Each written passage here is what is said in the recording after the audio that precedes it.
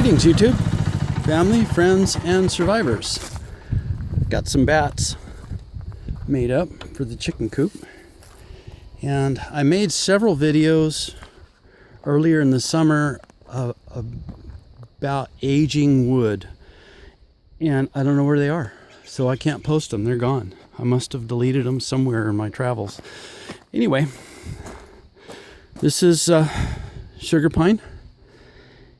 And you see how it's kind of dark colored? Now there's a couple ponderosa boards in there, so if you see that, it's true. But I wanted to make the chicken coop look old, like the house. Now there's a way to oxidize the wood and make it look old. See how much darker this looks? I'll go right around the corner, and you see how light the siding looks here? Sorry about it shaky, it's crawling through the brush here. You can see the light colored wood, and you come around the corner and see how much darker it is. Now I'll share a little secret with you.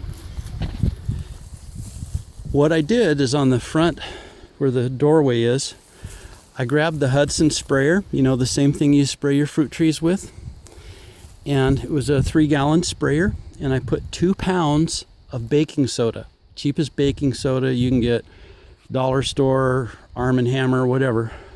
2 pounds to 3 gallons, shake it up good, and spray it on the wood. Spray it straight on. And in 3 days, it'll turn dark like that. Look at the contrast. You can really see it clear from here, how much darker it is. And what it does is it oxidizes the wood. It's not a stain, it's just water and baking soda. And you just spray it right on there and let it dry. And then when it's the color that you want, because it'll keep getting darker for a while, about 2 weeks it'll stop. But I'd say 90% of the color change is going to happen in 3 days. Then you can go ahead and seal it. And what we're going to use is shingle oil. So to reverse the process, if you have aged wood, you can see I sprayed the steps too. That's fir.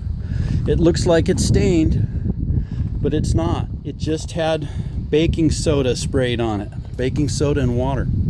Now, if you wanted to return this to a blonde color, you could see where I got a little overspray on the door. That's not stain, that's baking soda. That's all that is. And if you want to return it back to this color, to go from here back to this, mix some oxalic acid. Make sure you read the instructions, because oxalic acid comes in crystal form. It will definitely eat skin. You want to wear rubber gloves and a ventilation mask, etc. Don't get it on your skin. But oxalic acid in a Hudson sprayer will return oxidized wood right back to bare wood again. So you can go any direction you want. You can take an old building and make it look new, or take a new building and make it old. Those are some of the old tricks of the trade back when we were matching stuff. Doing additions and building custom homes, you run across things like this. Anyway, I like the aged look a lot better. Makes it look the same age as the rest of the buildings. And so I'm going to be spraying the solar shed too, and let it age, oxidize. And then I'm going to spray it down with shingle oil. And I use shingle oil in a airless sprayer. I just set it at a really, really light pressure and spray it on to refusal. And if it drips, it doesn't matter. It'll drip and find a spot that needs it, and you can't even tell. There's no runs, no streaks, nothing like that. Shingle oil is pretty forgiving.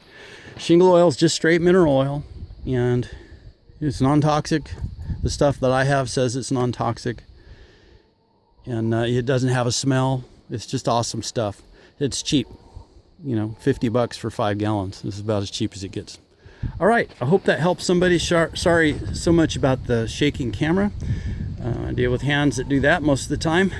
And I didn't have the tripod with me, so I'm going to get busy nailing some boards on here and having fun. Hopefully I won't freak the chickens out too much.